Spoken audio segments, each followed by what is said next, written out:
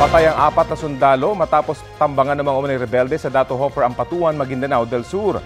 Ayon sa otoridad, mga miyembro umano ng Dawla Islamiyya Group ang umatake sa mga sundalo ng 40th Infantry Battalion na papauwi na sana matapos bumili ng office supplies.